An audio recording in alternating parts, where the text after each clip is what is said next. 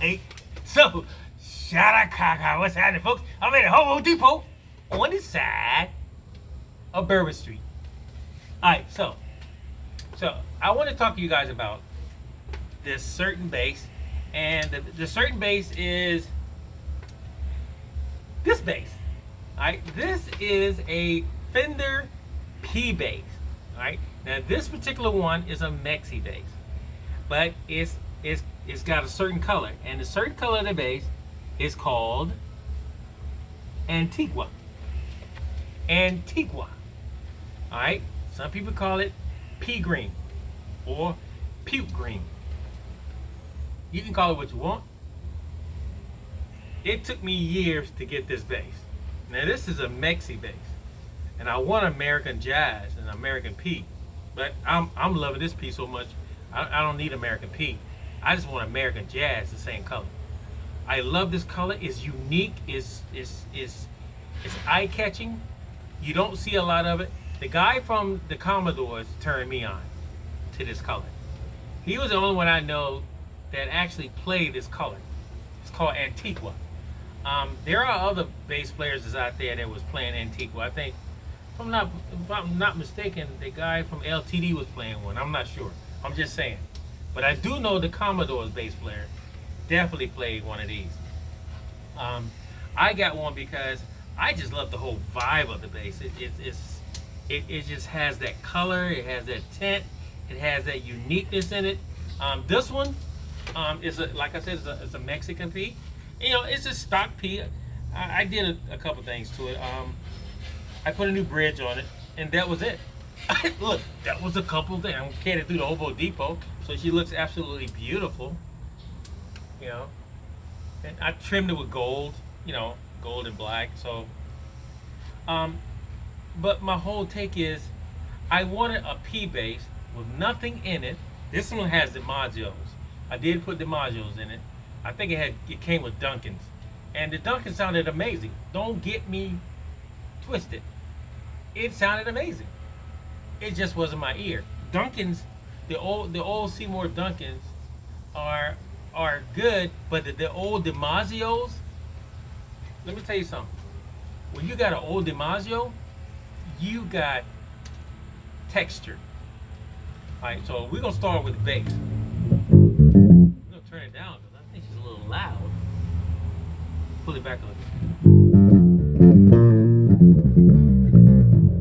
I did change the cube on the inside, and so it won't be so dark sounding, blood sounding.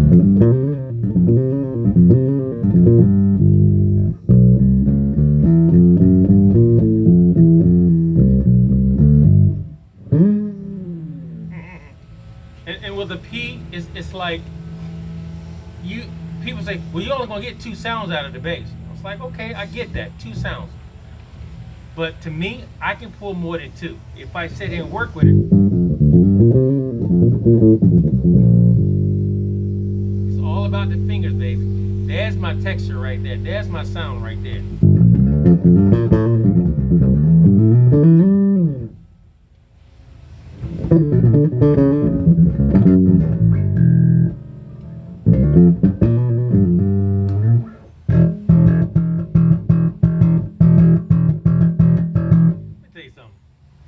All the old LTD songs, all the old Tavares songs, all the old Gap Band songs.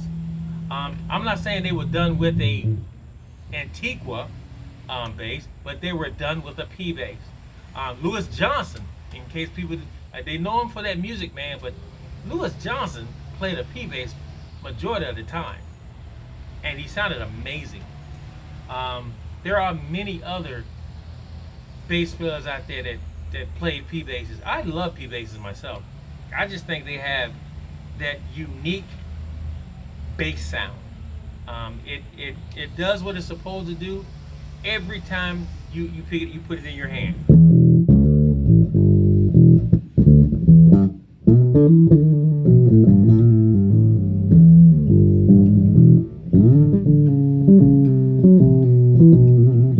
Every time you put it in your hand, it's gonna sound like a P. You know, it's gonna hit the mix, and it's gonna stay in the mix. It's gonna stay right there in the mix. And that's what a lot of people don't understand about the old P basses and the old jazz basses. Natural stuff. They hit the mix and they stayed there. They didn't do a lot of blood bottom kind of, you know, throwing blood all over the place, but they hit a mix and they stay constantly, and they stay I started to say Pacifically. Like what, Pacifically Ocean? No, man. They stayed right in the mix evenly. Their wave stayed the same way the whole time. I don't care what you did with it, it still stayed the same way every time.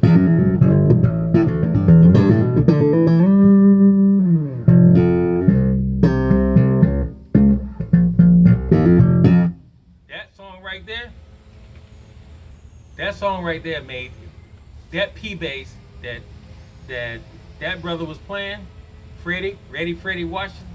That P bass made history, right? So what, you may look at this bass and go, oh, there's a color just so puke to me. I get it, man. I get it. It's puke to you, but to me, it's beautiful on stage. It's beautiful off stage. It's just a beautiful concept. Whoever came up with this concept in Fender, they nailed it. They're hard to come by now. You get them, and people want their car. Want you buy them a new car, and the bass is the same year the bass you have, 78. And then they feel like it's worth $50 million more, and they got the right to do that because that's their bass. Me, personally, I want a jazz that's like this. If it's American, I'll take it, but I don't want to pay, $50 million for it. So I'll take a Mexican if you got one. I just want a jazz the same color as this bass, so I can have a matching pair. A brother and a sister, you want to call it, whatever you want to call it, whatever you want to call it. Whatever you want to call it. I just want a jazz bass. Look, so if you guys out there got a Mexi jazz or American jazz bass, Antigua, some Antiguas, a lot of people don't like because the color, when they start changing colors, they don't stay. They change differently. They don't just change like, light green or dark green. They just fade and they just go anywhere they want to go. Look, they don't care. Anywhere they want to go, they just go. And a lot of people don't like that. But me, personally, I think the character of the bass, I think the whole design of the bass, of the P bass, the whole design of the color is what gets me. It's like, who came up with this kind of color, man? Because it's absolutely beautiful. This is a beautiful color, and people don't like it. I don't know why. It's like, it's green, dude. It's like a jar of pickles. Like, what? Okay, to you it's a jar of pickles, but I got your attention because you standing right there listening to me play it. And like this. Or like this. Or like this. Or like this. One of them eat moments. So, I just love this bass, man.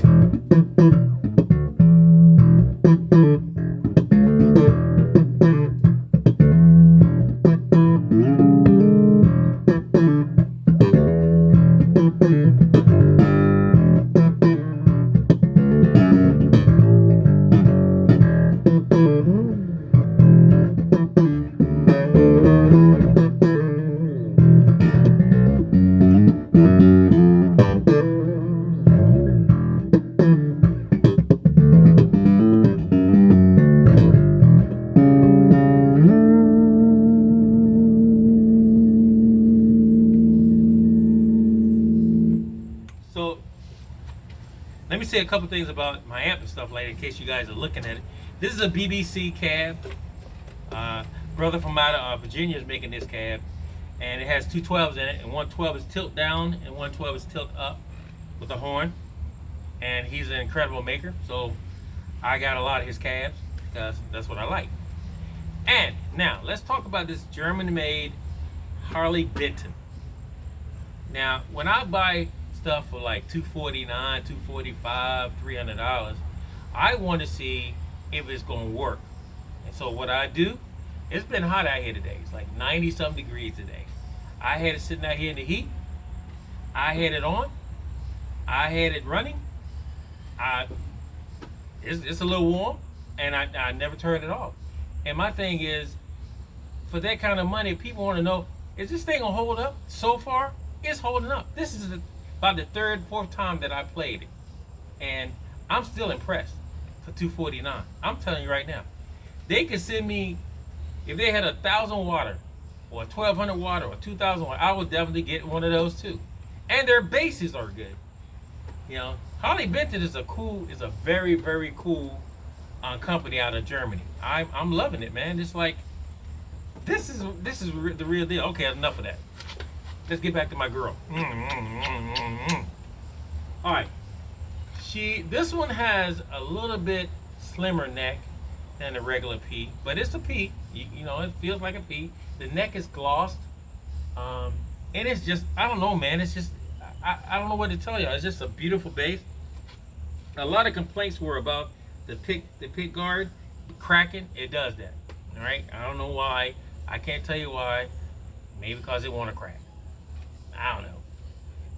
You know, it ain't gonna kill the bass. Crack this time. Crack don't kill. You know, you just get a little mad because you got a crack in your finish, and you know the pick guard still work. You don't like the crack on it, just take it off. Me, I love it.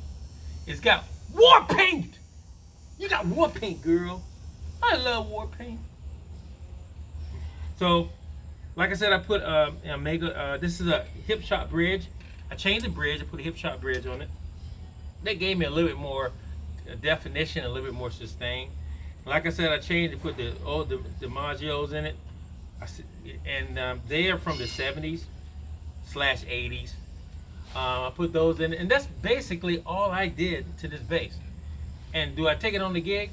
Well, if we had a gig, yeah. I mean, right now I just got to do videos with it. Look, but gig time is coming, so get your basses together. You might want to send them to the Hobo Depot. I'm just saying. Look, I'm just saying. You might want to send them to Hobo Depot in Richmond, Virginia. I'm just saying. I'm just saying. So, guys, thank you for checking out my videos. Thanks for checking out my P bass. Stop calling my P bass pea green, puke green, or a jar of pickles. It's my bass. I love it. So I'm gonna keep on playing.